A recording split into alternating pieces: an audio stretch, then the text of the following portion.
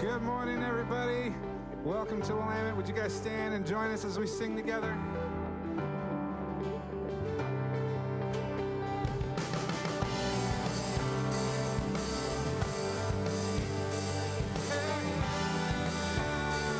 This is the day.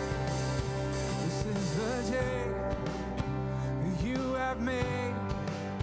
Whatever comes, I won't complain. For all my hope is in your name, and now your joy awaits my praise. I give thanks for all you have done, and I will sing of your mercy and your love. Your love is unfailing. Lord, I am grateful.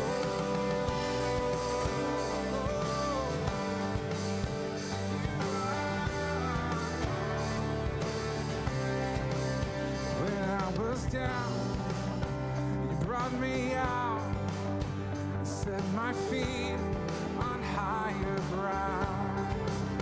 So here I stand, you are my God, your faithfulness, my solid rock. Oh, I give thanks for all you have done, and I will sing of your mercy and your love. Your love is unfailing. Lord, I am grateful. I give thanks for all you have done. I won't forget all the battles you have won. Your love is unfailing. Lord, I am grateful.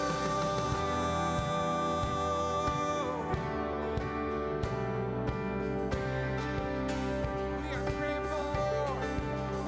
Oh, and as we lift our hands, the heavens open, heavens open. So let our lives declare the love our God has spoken over us. And as we lift our hands, the heavens open, heavens open. So let our lives declare the love our God has spoken over us. Over us. Oh, I give thanks for all you have done. I will sing of your mercy and your love. Your love is unfailing. Lord, I am grateful. I give thanks for all you have done. I won't forget all the battles you have won. Your love is unfailing. Lord, I am grateful.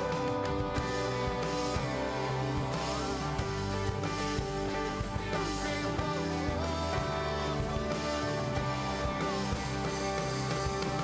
Let's praise our God.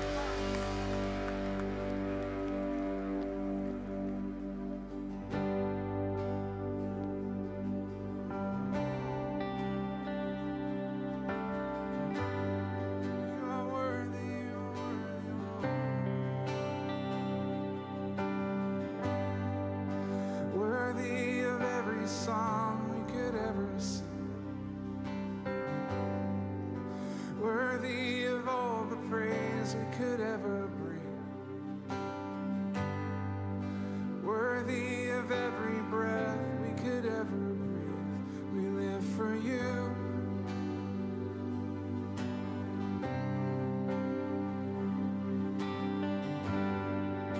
Jesus, the name above every other name. Jesus, the only one who could ever save. Worthy of every breath we could ever breathe. We live for you. Oh, we live for you. Holy,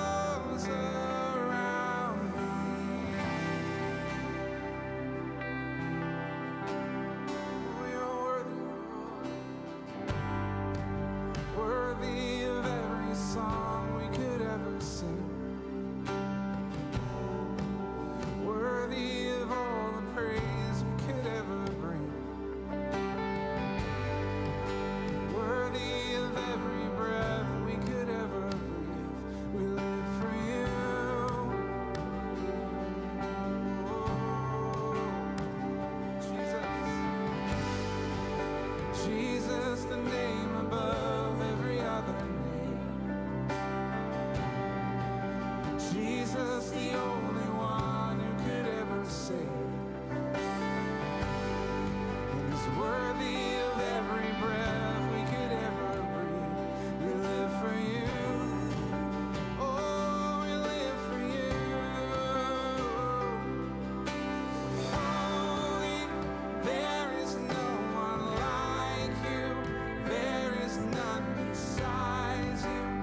Open up my eyes in wonder. Show me who You are and fill me with Your heart and lead me in Your love to those around me. Holy, there is no one like You. There is none besides You. Open up my eyes in wonder. Show me who You are and fill me with Your heart and lead me in Your love to those around me.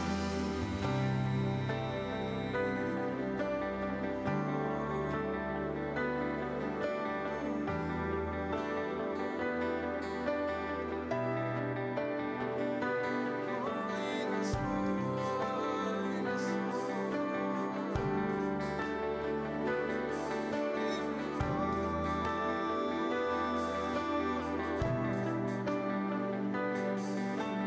I will build my life upon Your love. It is a firm foundation. I will put my trust in You alone, and I will not be shaken. And I will build my life upon Your love. It is a firm foundation, and I will put my trust in You alone.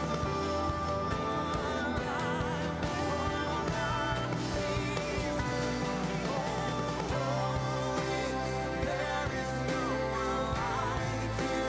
There is none besides You. Open up my eyes in wonder. Show me who You are and fill me with Your heart and lead me in Your love to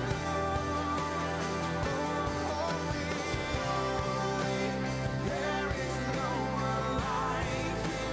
There is none besides You.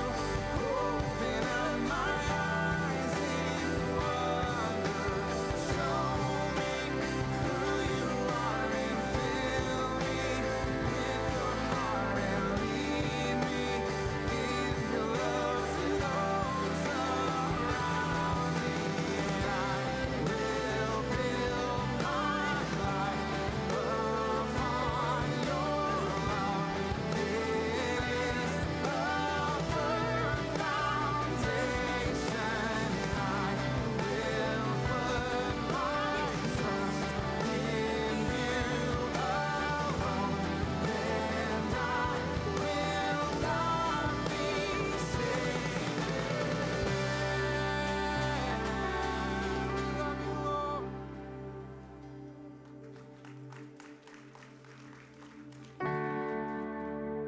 Well, we are so excited to share this new song with you today. So as soon as you catch on, feel free to sing it with us.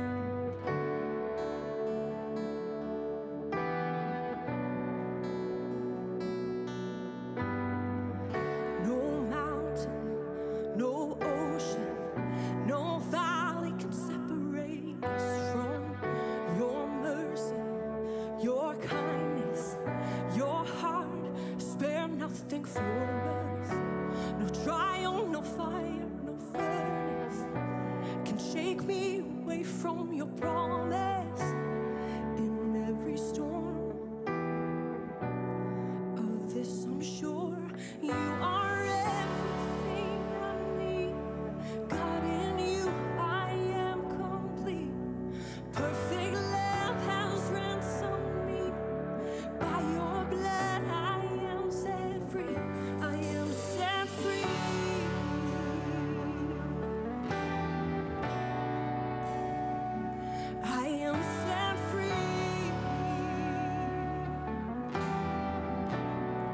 We sing no darkness.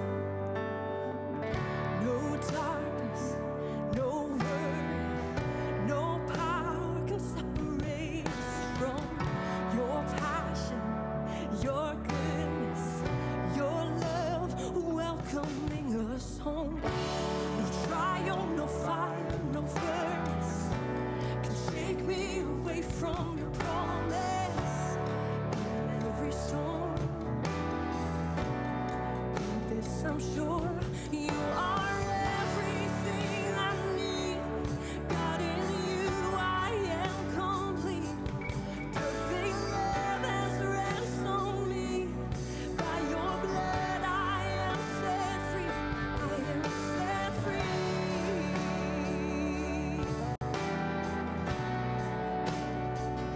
I am set free.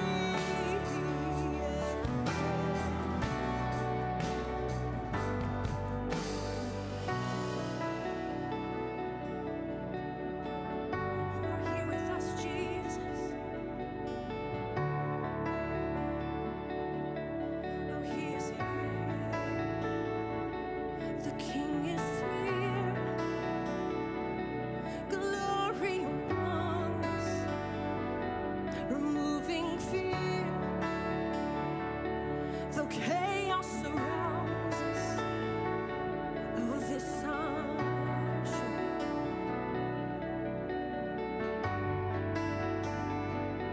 Of this I'm sure. We sing, the King is here. The King is here. Glory among us, removing fear. Though chaos surrounds us, of this I'm sure.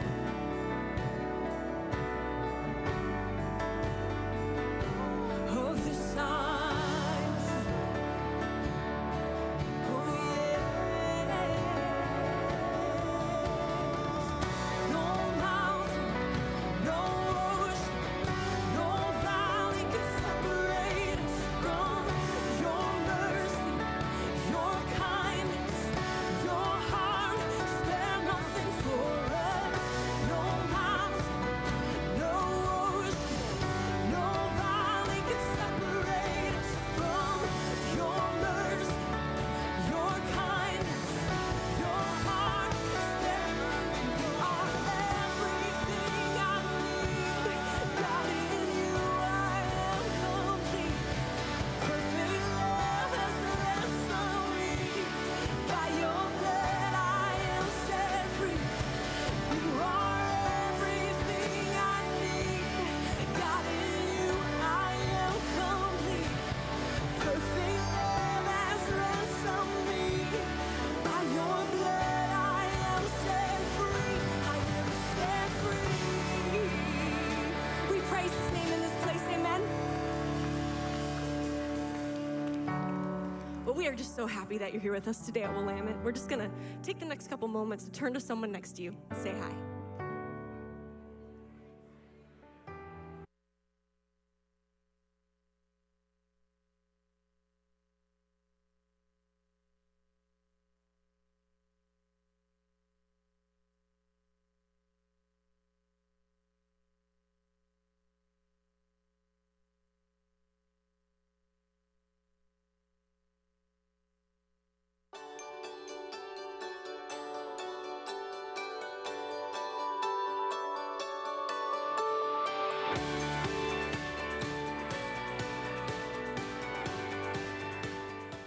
I am Ken Fresher. I have been serving Willamette kids, 3- and 4-year-olds, since we moved to this building. So I believe it's around somewhere in the neighborhood of 10 years.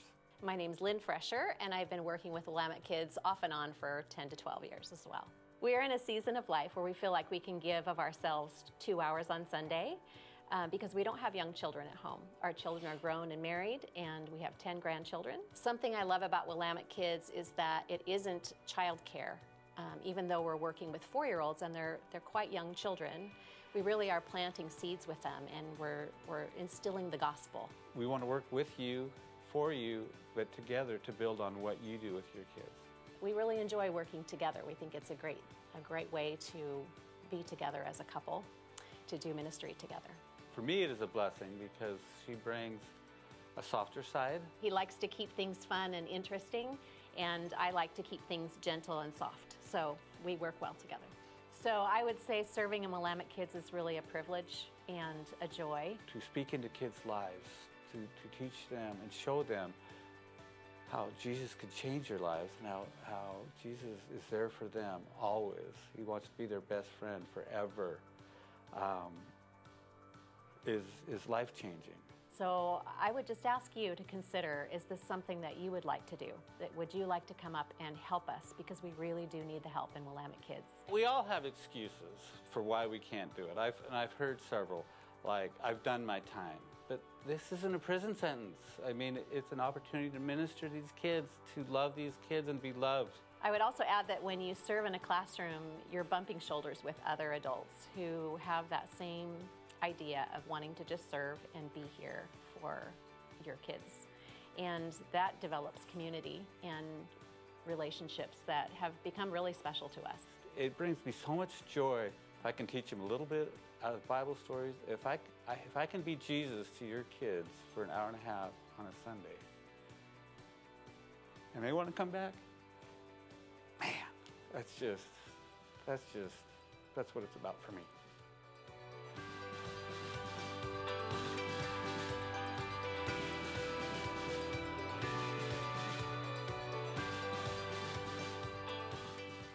Well, good morning. Welcome to the 8:30 a.m. service. How's everybody feeling? Hour of sleep, whatever. Doesn't matter. Hey, if I have not met you yet, my name is Brandon. We are super excited that you're with us. I'm so inspired by Ken and Len's video story. You know, as a church, we desire to be a place where everyone can participate because actually we are the church. This isn't just hopefully something where you show up on Sunday and then leave and we get to hang out for an hour and a half. We want to be a church where everyone is joining in, and together we are doing meaningful things. So I have a couple ways that we want you to know, ways that you can get connected, ways that you can be the church. The first is Willamette Kids. We've been talking about this the last couple weeks. We want you to know we still need more volunteers upstairs working with our kids. Now here's the deal, guys. We value kids. We value pouring into their lives week after week after week. I can still remember when I was a young boy going to church, and the parents, the men, the women that were teaching me Bible verses, teaching me about Jesus, teaching me not to pull my sister's hair. Parents, I listened to them a little bit, but it was my Sunday morning teachers. So if you've got an extra hour on a Sunday, we would love for you to consider volunteering in our kids team. Now here's the deal. If you've got infants or toddlers, I'm not talking to you. You got enough kid situation going on at home. But if you don't have kids, or your kids are in middle school or high school or older, would you please prayerfully consider getting off the sideline and joining in church with us? These kids are amazing. I remember when we as a family moved here 6 years ago. My son Silas and I were at Safeway shopping, and he got ahead of me a little bit, as young boys do, and I turned the corner. I finally caught up with Silas, and he was hugging some strange man. And I was like, "Hey, strange man, I'm Brandon." And he goes, "Hi, I'm Mr. Steve. I'm Silas's Sunday morning teacher." And it meant the world to my wife and I that this guy knew my son well enough outside of a church setting. My son felt comfortable with him week after week to learn and grow from him. So please, would you consider joining us, being a part of this team? Together we can do more. You can be part of a bigger story than just you and your family. You can inspire the next generation of leaders. The second way I would love for you to consider joining us as a church is Rooted. How many of you have done Rooted already? Awesome. A lot of us have done Rooted. Well, it's time for the spring Rooted sign-up registration. Right outside in the lobby at the connection desk, we would love for you to sign up for Rooted. It's our 10-week on-ramp into a discipleship pathway. It's an opportunity to go from a row only on Sunday and circle up weekly with people just like you. Get to study the Bible and have meaningful conversations with other men and women. Rooted's coming up. Love for you to get signed up. On your way in today, you received one of these bulletin and connection card. If you're interested in learning more about serving in Willamette Kids or Rooted, check a box. You can drop it in the Give a Connect box. And also, outside in the lobby after service today, we've got the Willamette Kids team They'd love to answer any questions, and if you sign up today, they'll give you a free shirt. It'll be awesome. You can join the team that way. You guys, those are the announcements that I have for us today. We are jumping into our second week of How to Live Through a Bad Day. We got a bumper video. Sit back, enjoy.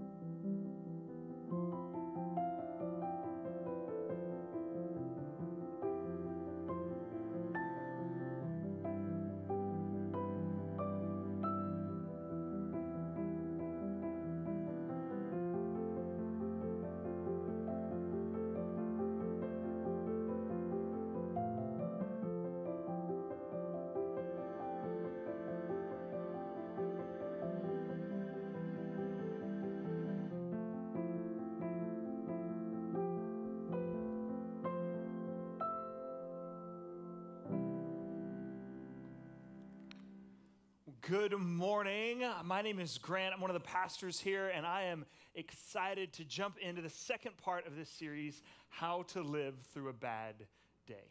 But before we jump into that, I just want to let you know about Easter weekend here at Willamette. It's going to be an amazing time. We're going to have a Good Friday service. All three of our campuses, Beaverton, Hope City, and us are all going to gather together here, 7 o'clock Friday night, April 19th. I want to invite you to the Good Friday service. Also want to let you know that our Easter services, Easter here at Willamette, 6 p.m. Saturday night that weekend.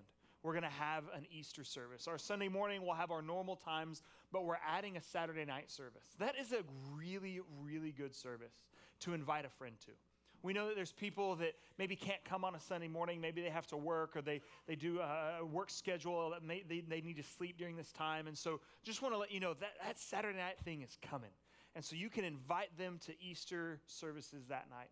Also, I was adding an extra service, and just knowing that Easter's a weekend where more and more people will come to church. If that's a weekend that you've maybe been thinking about volunteering, like being a host or a greeter or somebody to help us serve communion, or maybe up in the kids area, you're going, I don't know that I'm ready to commit to any one of those serve opportunities for a consistent basis. Easter weekend is a great weekend to try it on. To just come and say, hey, I know that we have more services and more people, so we need more help. And so just want you to know those are coming. Begin to think now about who you're going to invite and what the weekend plans would look like for you.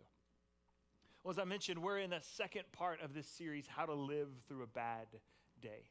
And last week, Chris and I did an amazing job of kicking us off in this sermon series, and we looked at the sixth statement of Jesus, right? It is finished. That let us know that we can be assured there is a purpose and an end. This week, we're going to be continuing in that, and we're going to look at the first statement. But before we do, I want to just remind you sort of the setup of this sermon series.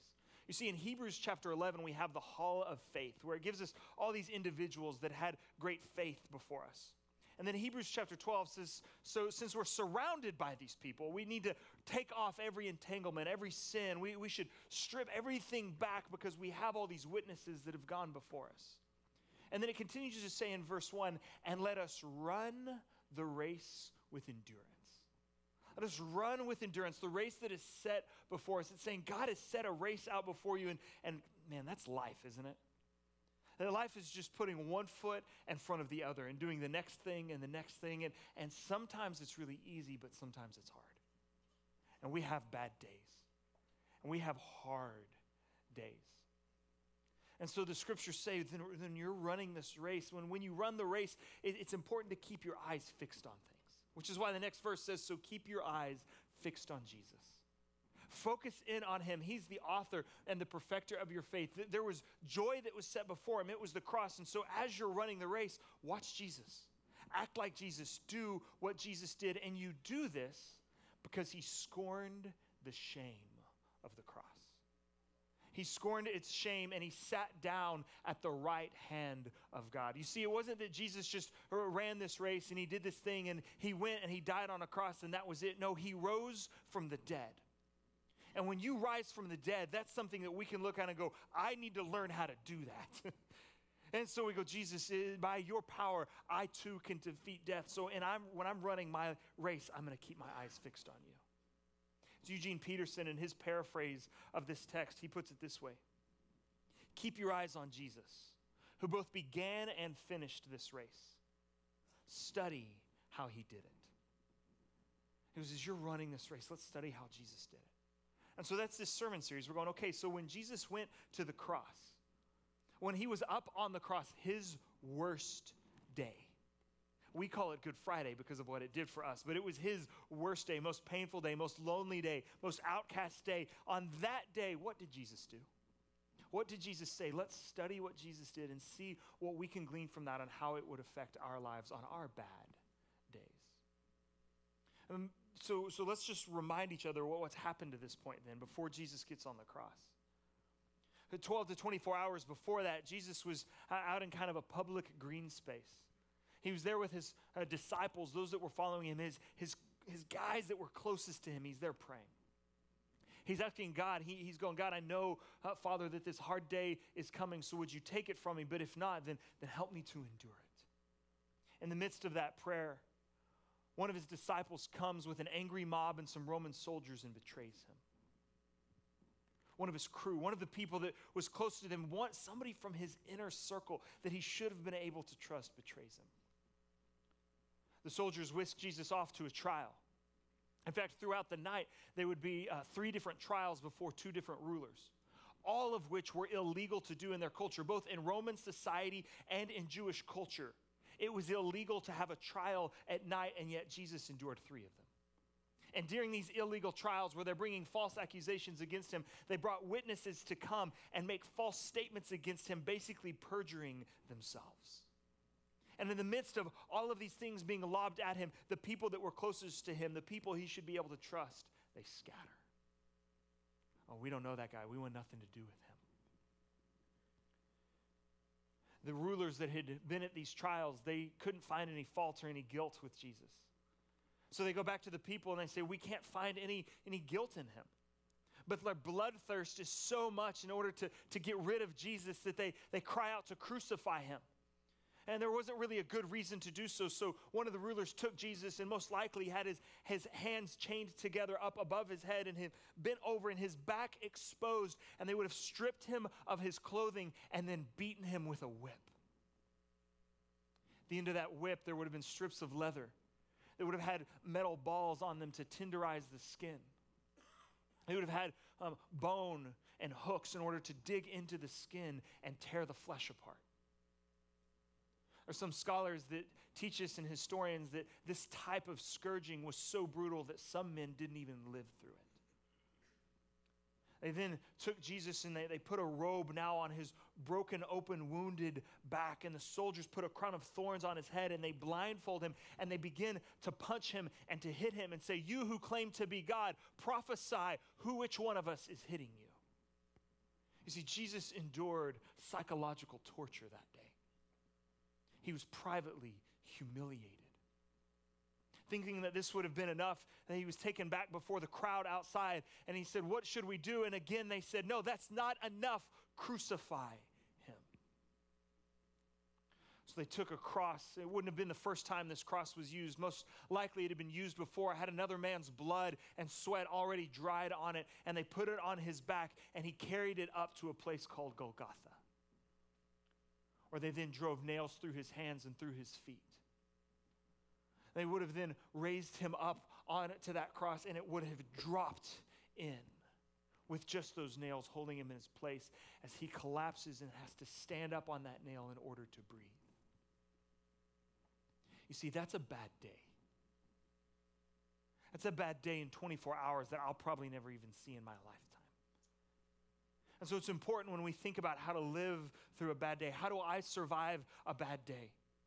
That we look at Jesus. And so we're going to look at the very first thing that Jesus said. After all of that pain, both the psychological torture, the public humiliation, now that he's on a cross naked before everyone, the private humiliation, all of the beatings, he's there. And through all of that, Jesus has never said anything publicly.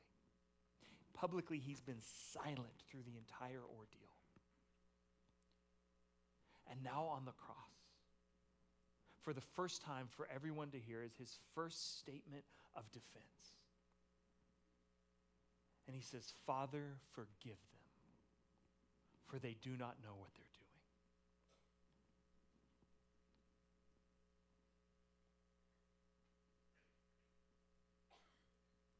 Father, forgive them. They don't know what they're doing. It's an amazing statement when you consider everything that's been done to him. I mean, I would expect him in that moment to be like, hey, do you know who I am? I am God. In a moment, angels could come and rescue me. I could call fire down from heaven and wipe all of you out, and me, I would still be standing here, and my cross would not be on fire. Do you know who you're dealing with? Because guess what? I'm coming back. No. Father, forgive them. They don't know what they're doing. I read that and I go, okay, the forgiveness part, we're going to spend a lot of time on that. But before we get they don't know what they're doing? Yeah, they do. They're killing you. They had opportunities to let you go. They let a man who was guilty go free so that you could get punished. Like Jesus, they know what they're doing. The Romans knew how to do this crucifixion thing. They had it down to a bit of a science and an art for them. Like the people were crying out. They knew exactly what was going on. Jesus, what do you mean they don't know what they're doing? See, Jesus is pointing out for us in this moment that so often when we hurt other people or other people hurt us, we don't really understand all that we're doing. A statement that someone made to you years ago that has stayed with you and lingered, they probably didn't really understand what they were saying and how much power it held. The thing that was done to you and the fact that you've carried it with you to the point that you're unwilling to forgive someone, the person that did that probably didn't really understand the ramifications of what was happening. See, Jesus is looking, going, all of these people, yeah, in a sense, they know what they're doing, but they don't know the depths of it. Which is why for so many of us, the cross is a hurdle that we just can't get over. We can't get over because we look at it and we go, why does somebody need to go die? Why does God have to come and die? The reason is because we don't fully understand the depth of our rebellion. And yet in the midst of that, Jesus can say, Father, forgive them. Because they don't know what they're doing. See, I hear that and I go, okay, I get it. I get that people don't know what they're doing, but forgiveness, that's easier said than done. Right? Because people are mean. Like people can do horrible things to each other. I don't know if you've ever taken one of those like personality tests, right? Maybe you're into Enneagram these days, or maybe you've done like a life languages or a PDP or the Strength Finder, right? And you take this test and it comes back and you look at it and it's like, oh, communication and woo and intellect and whatever it is, all the different things that it can say, all the positive attributes that you have. But I'd venture to say some of you have probably done this with friends or family or colleagues, and you get it back and they're like reading through all of their things and you're like, yeah, but what it doesn't say is backstabber and liar and cheater and fraud. Because yeah, you've got those positive characteristics, but if this was an honest personality assessment, let me tell them what it should say. Or because we know that people can be mean and people can cut us off and they can do things to us that hurt us and that wound us deeply. And Jesus goes, yeah, I understand, but if I can forgive this offense when I'm on the cross, then you too can extend forgiveness to other people. In fact, this isn't the first time that Jesus has talked about forgiveness. It's not as if he got on the cross and that was the first time we heard him talk about it. No, he's talked to his disciples about forgiveness all along the way in his teaching. He's done moments where he's looked at them and said, listen, people are going to offend you and you're going to be offended. And so the fact that that's going to happen, you need to forgive them even when they offend you. Which I think is important for me to think about and to remember. Especially in a culture today where so many of us seem to wear being offended just right here. Right, just under the surface, that if we can say, well, hey, you said something, you did something that offended me, then somehow that automatically gives me the moral high ground. Jesus goes, no, that's life. You're going to be offended. The thing to do would be to forgive them. When he's teaching us, his disciples, how to pray, right? We've often called it the Lord's Prayer. It's probably better called the disciples' prayer or the everyday prayer. The way that I memorized it goes, our Father who art in heaven, hallowed be your name. Your kingdom come, your will be done on earth as it is in heaven. Give us this day our daily bread and forgive us our trespasses, as we forgive those that trespass against us.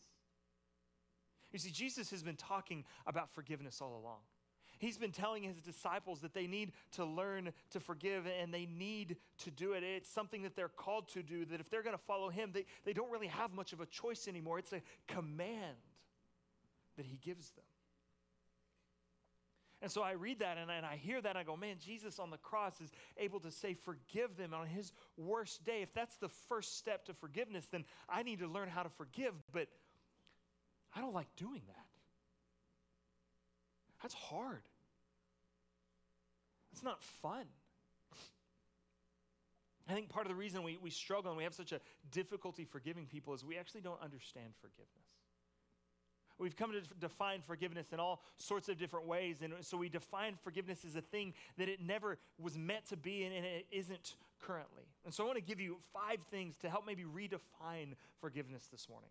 You see, the first thing is that forgiveness does not minimize the seriousness of the offense. And when you forgive someone, it does not at all minimize what was done. And I know maybe you've had people that have asked you to forgive someone, and they go, hey, you need to forgive them. I mean, after all, it wasn't that big of a deal. Yes, it was. It was a big deal. Hey, you need to forgive them. I mean, aren't you kind of blowing this out of proportion? Aren't you making a mountain out of a molehill? No, I'm not. No, what they did to me was wrong, and it was painful, and it shouldn't have ever happened. Hey, forgive them. I mean, after all, it's okay. No, it wasn't. It was not okay. It is never okay. You see, when we talk about forgiveness, we don't at all want to give you the illusion that we're minimizing the offense of what was happened. It was offensive. It shouldn't have happened. That thing shouldn't have been said to you. It shouldn't have been done to you, but it happened, but you're still called to forgive. But even then, forgiveness is not reconciliation. Right, so often we sort of accidentally put these two things together. We say, well, forgiveness and reconciliation, they go together, right? Like you go to someone and you say, hey, I forgive you, and then they come back and they act like nothing ever happened. And you get upset about it, and they're like, hey, I thought you said you forgave me. And you're like, oh, no, I forgave you, but that bridge was still burned. And it's going to take some time, some energy, and some healing in order to build that bridge again. And maybe even then, the bridge will never be mended. You see, forgiveness and reconciliation are two different things. I'm called to forgive all those who offend me. Yes, because Jesus has reconciled me to himself through the blood. When I didn't deserve reconciliation, I should strive to reconcile with everyone around me, absolutely. But reconciliation is a two-way street. It takes two parties to reconcile. Forgiveness is one way. Forgiveness says, I am willing to forgive you before you've even asked, before you even deserve it. I forgive you because I have been forgiven. I was talking to a friend about this a while back now, and they had somebody that was close to them that had done something to them in the midst of an argument and some things. It just wasn't healthy for the relationship, and it had the potential to really alter the relationship in some negative ways. But this friend was determined to forgive the individual that had done that.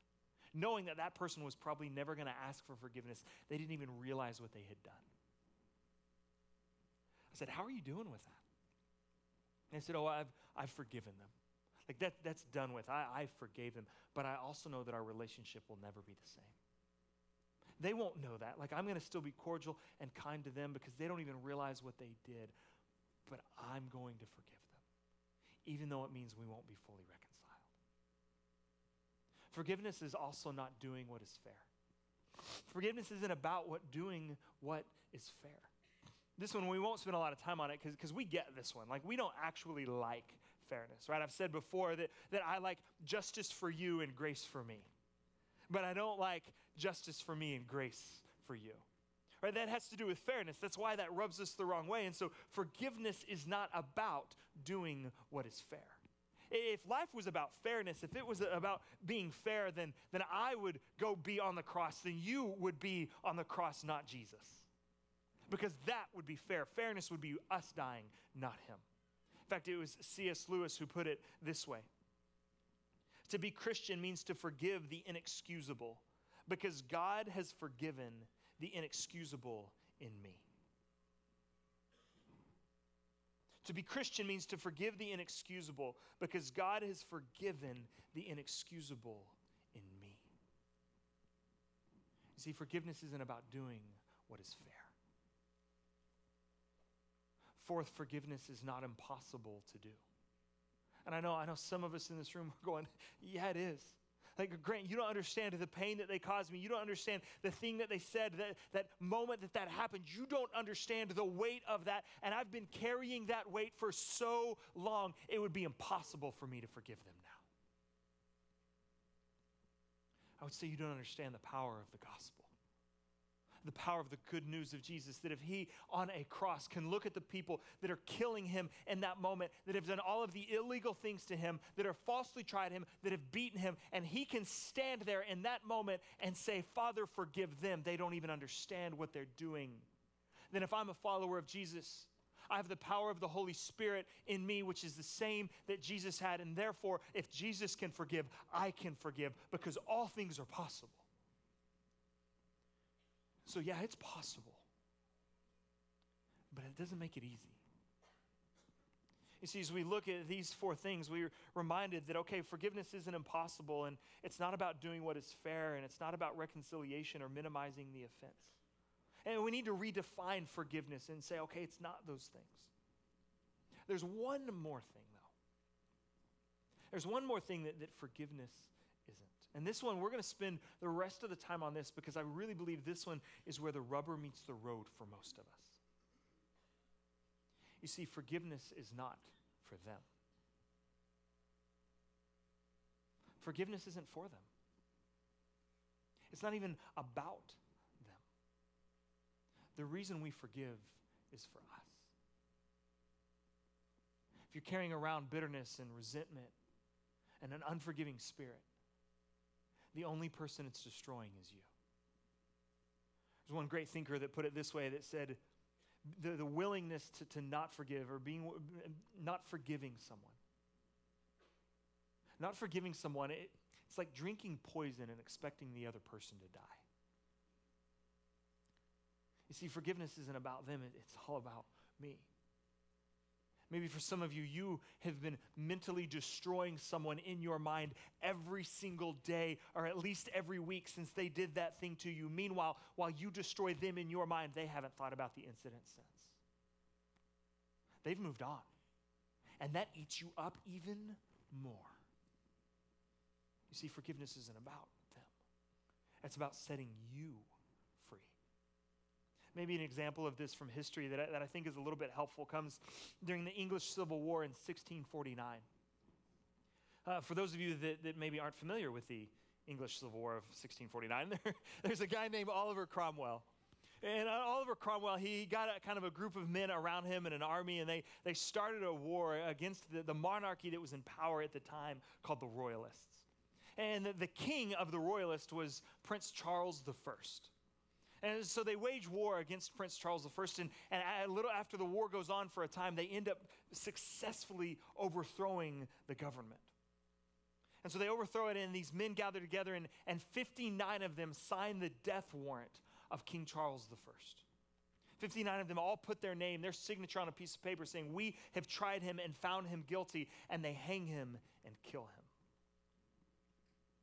And this new party stays in power for the next 11 years. 11 years, things are going great, and they think they've moved on, and they're loving their life, and things are going well. But you see, during that time, during that 11 years, King Charles I, his son, well, he's grown up.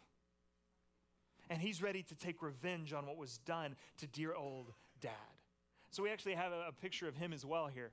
This is King Charles II.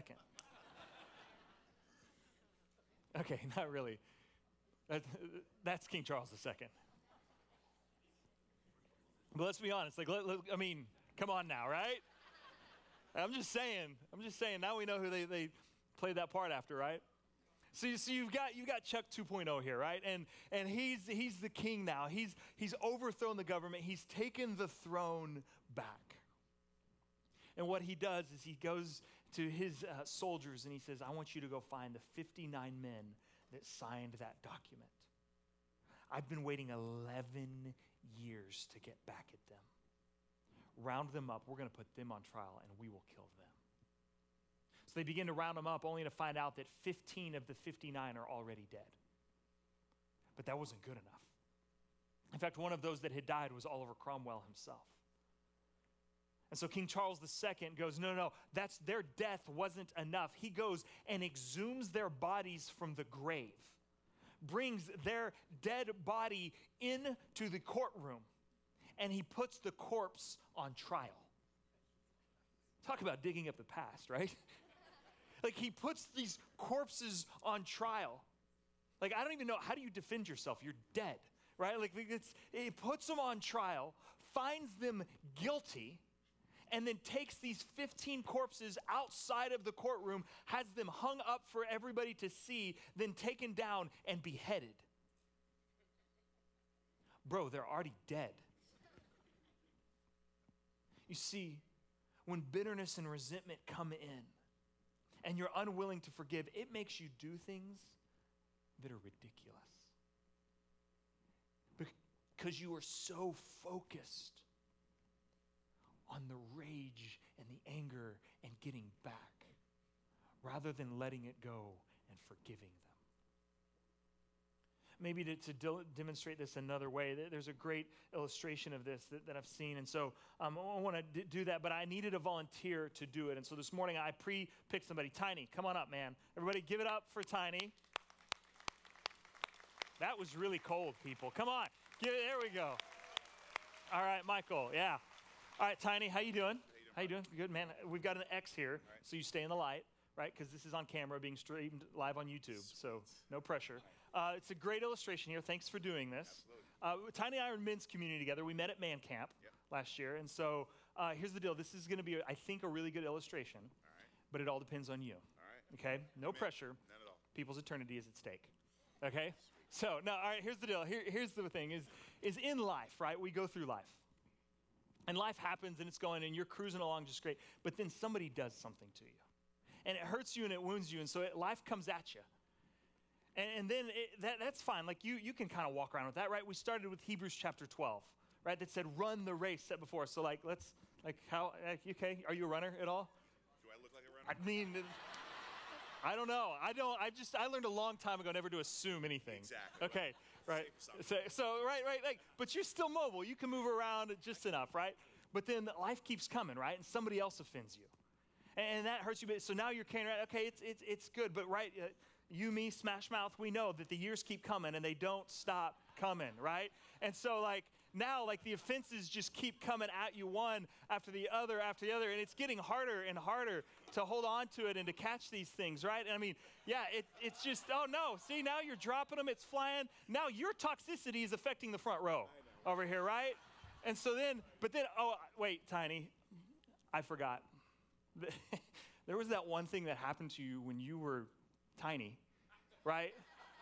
That you've been carrying around a long time. And so it's grown a little bit. It's a little bit bigger than the rest of them. And so we've got to find a place to put this one now.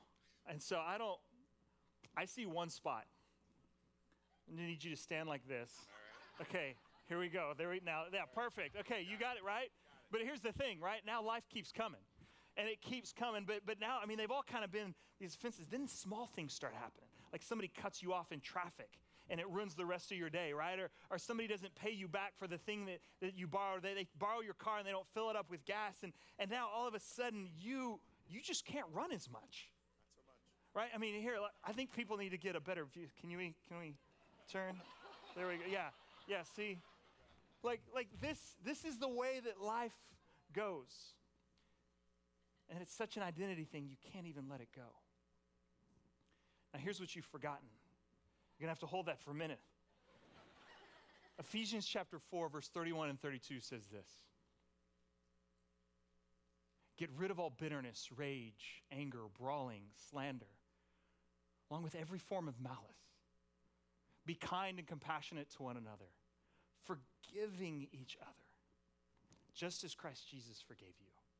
So you see, Tiny, here's the deal. You've got all of that you're carrying. But there's another ball that you could carry around. It's the ball of forgiveness. Right? It's much lighter. It's much easier. I've had it in my pocket the entire time because when you carry this one around, it makes it easy to go, hey, I forgive you. I don't have to be way down. How you doing, by the way? I'm ready for that ball. Okay, yeah, right? And so here's the thing, I've got another one, but it's your choice. It's your choice whether you're willing to let go of everything and hold on to Jesus. Here it comes. Yeah. Now, how much easier is that to carry? Dude, I like this one a lot. Right? Yeah. It's easier you can go through life carrying that. It doesn't weigh you down. Man, keep that. Thank you. Everybody give it up for Tiny.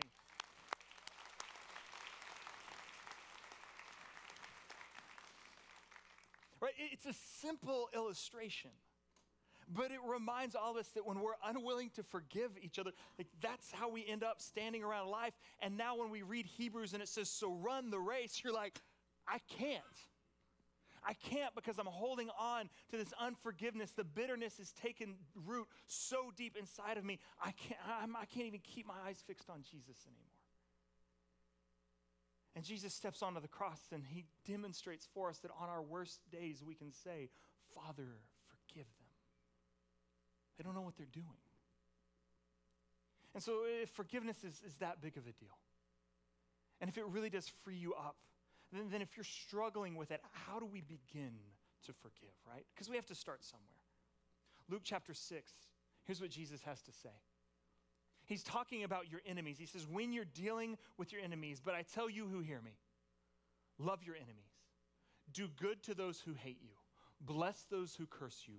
Pray for those who mistreat you. I'm going to take these in reverse order. Pray for them. If there's somebody in your life that you are having a hard time forgiving, begin to pray for them. It's amazing when we pray for people how hard it is to stay mad and to stay angry and to stay bitter. Begin to pray for them. And I know some of you are like, oh, I pray for them. I pray that their spouse would leave them, that their kids would be ugly, and that every chocolate chip cookie they bite into is raisin. Right? Like some of you, you're like, oh, I pray. That's not what we're talking about, okay? Like genuinely pray for them. Pray, God, would you make yourself known to them more? Pray for their success. Pray for their benefit. And then as you do that, you're going to change the way you think and you're going to be able to bless them. Blessing them has to do with the things that we say. And that we would say, I'm no longer going to curse them privately or publicly. And that as far as it depends on me, I'm going to live at peace with them. Which means I'm no longer going to gather around the water cooler at work and engage in spouse bashing. It means I'm going to be careful who I complain about to my boss and my coworkers and my colleagues. And please hear me. We're fans of community here, right? Like it's why we talk about men's and women's and rooted. And we say, get into a home community, do this. You need to have a safe place where you can share the honest things of life. But hopefully those relationships are safe enough that they're able to recognize, whoa, you're moving from being honest about what's going on into bitterness. Which is then when you need to say, okay, I need to begin to bless them. It's almost as if Thumper knew what he was saying when he said, if you can't say something nice, don't say anything at all. Right? Just begin to bless them. And then do good to them. Look for opportunities and ways to serve them. Find ways that you can be kind to them. This is what Paul picks up on when he says, listen, if your enemy is hungry, give them something to eat. If they're thirsty, give them something to drink. If they have a need that would help them go through life, go be generous with them. Sacrifice, serve your enemy. Go care for them. The way we said that in my house growing up was kill them with kindness. Go bless them and go do good to them. So these are the things that Jesus has laid out. He says, you want to learn to forgive. And this is how you can begin. I want to tell you one last story of where I learned the depth of the forgiveness of God. See, some years ago now, I was working at a church, and while I was working at that church, one of the young men on staff, one of our leaders, they were in a role of leadership at the church. One of the young men on our staff, well, he had a moral failing. It was a moral failing that was going to affect the entire congregation. It was going to affect the entire church, especially the staff. It was one of those moral failings that it didn't just like come out and sort of slowly make its way through the town and the congregation that this had happened. No, this was something that when it came out, what he had done, it hit the front page of the newspaper. Everybody knew. everybody knew the dirt of his life. And we were left trying to figure out, well, how do you pick up these pieces, and then how do you move forward, and how do you do it? And I'm glad to say that this is a church that handled it so well. Because you see, right after it happened, we had a staff meeting. We gathered all the staff in together, and we went because we were kind of going like, what happens next? Like, what happens now? Like, where do we go from this? And we're all reeling from it, and our lead pastor is there. What we didn't know coming to that staff meeting is that our lead pastor had invited the young man from the staff that had the moral failing, his wife, and his kids. And so we walk into the staff meeting, and there they all are. And our lead pastor said, I want to tell you a story. He said, see, the moment I found out what happened, the moment I found out about it, I called him. I called the young man. I invited him and his wife over to my house. We invited him because we wanted to sit down and just chat with him and see where they're at. And yes, absolutely, there's ramifications that he immediately resigned and he no longer works at the church, but we are a church that wants to care and love for people even on their worst days. And he said, so I invited him over, and he said, I opened the front door. And as I went to give him a hug, and as he went to embrace me, before I could even do it, he stopped me, and with tears in his eyes, he said, I'm so sorry. Please forgive me. And our lead pastor looked at him, and he said, thanks for asking, but you didn't have to. You see, I forgave you the moment I found out, because that's what God has done for me. That when I was far from him, when I was his enemy, before I even knew how to say, I'm sorry, he went to the cross and he said, Father, forgive them. They don't know what they're doing. And he says, so yeah, you're forgiven. Absolutely, that's done. Then though, the pastor turned and he looked at the rest of us in the room. Remember, this is a church staff, and so we're assuming everybody's a Christian. And he goes, so here's the deal.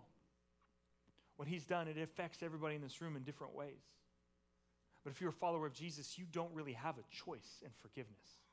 It's a command by God, but you do have the choice in the sense that it's yours whether to extend it or not. But if you don't, you're being disobedient to what Jesus has commanded you to do. And one by one, we had an opportunity to walk by him and to give him a hug and to look him in the eye and say, I love you. This moment doesn't have to define you. And I forgive you. So it was a moment that I'll never forget where I had to wrestle internally with, can I get up and say that to him? And I went, well, gosh, what was freely given to me, I've got to freely give to other people. And so if you're a follower of Jesus in the room and you've been carrying around the weight of bitterness and unforgiveness for so long, I want to come to you and say, why are you carrying it around? Jesus has set you free. You have been forgiven, so you can go to the person that you feel like ruined your career. You can go to the person that if they had not done that thing, it would have allowed you to have greater opportunities to fulfill your goals, to fulfill your dreams. You can go to the person now that is holding you back, that you feel like is blocking you, and they may not even understand it. You don't even have to say it to them, but you can go, you know what, I forgive them. Forgive them because I've been forgiven. Those who have been forgiven freely forgive. Maybe some of you in the room, though, you don't yet follow Jesus. And if you're not yet a follower of Jesus, I'm super glad that you're here. This is a safe place where you can come and explore our faith. But I understand why you would have a hard time forgiving someone because you haven't experienced the depth of forgiveness that God has for you. You don't understand that you've got a God that when he went to the cross and he said they don't understand what they are doing, he wasn't just talking about the people there watching him and the Roman soldiers. No, he was talking about you and me. He said, God, every time they rebel against you, they don't understand what they're doing. Which is why that Hebrews 12 passage says that he scorned the cross and he is now seated at the right hand of the Father. And every single time we do something, he goes, no, Father, that one's trusted in me. They're mine. But some of you haven't experienced that yet. So you need to say, God, I trust you. You've extended forgiveness to me, and I want to embrace it fully. Thank you for forgiving me before I even knew how to ask for it.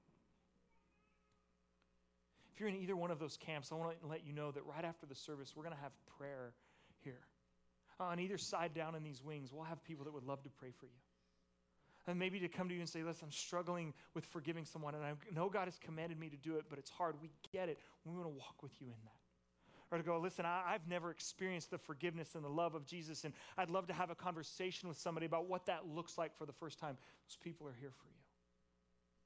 But for all of us, the beauty is that we look at this first public statement of Jesus after the horrible day that he had had, and he says, you want to know the first step to surviving a bad day? You forgive those who are trying to ruin your life. Let's pray together.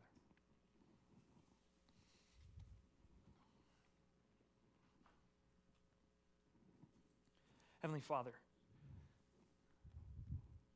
I just come before you and I thank you for Jesus. I thank you for his example on the cross. I thank you for his willingness to forgive. God, help me to grow in forgiveness. Help me to grow in being quick to forgive as well. It's in the name of Jesus that I pray this. Amen. Well, as always, we want to take communion now. So on these trays, you're going to find a piece of bread that represents Jesus' body broken. A cup of juice that was his blood that was poured out. It's in the midst of that he said, Father, forgive them. So each week we want to remember what Jesus did and look forward to the future where we are with him for all eternity. If you're not yet a follower of Jesus, then this is a great time to maybe just sit and think about the love that God has for you. If you are a follower, we invite you to take communion with us during this time at any point while the music's being played.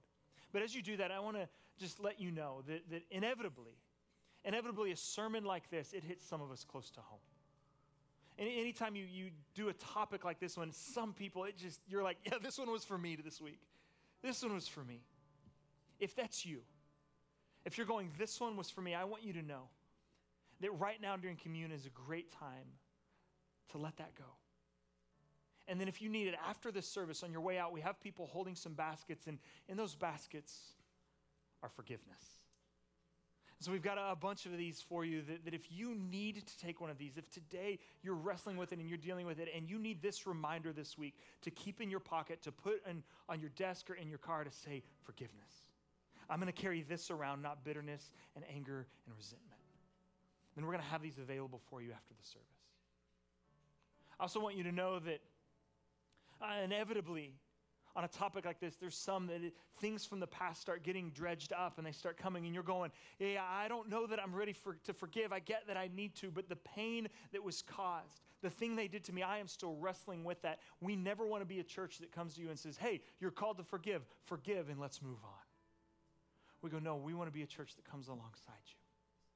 It says we want to enter into the journey where you're at on it. So we have an amazing pastoral staff here that would love to meet with you. We have an amazing care team in ministry here that would love to work with you and to say, hey, let's meet a few times. And we have relationships with counselors outside of this building and in our community that would love to work with you through some of the pain and the difficulty as you move more and more towards being able to forgive. We're a church that loves you and cares for you no matter where you're at. So let's take communion as a time to just release to God the things that we are still holding too tightly to. Let's do that now.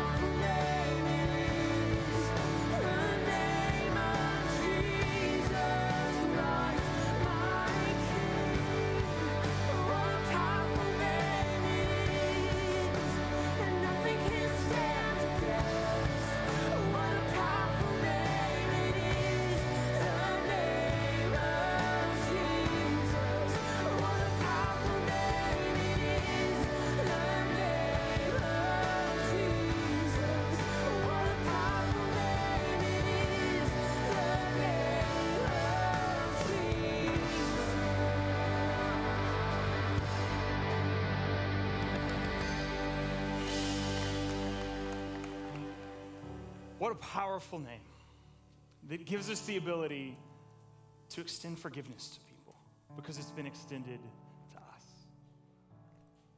I want to just let you know of an upcoming event that's happening next Tuesday night.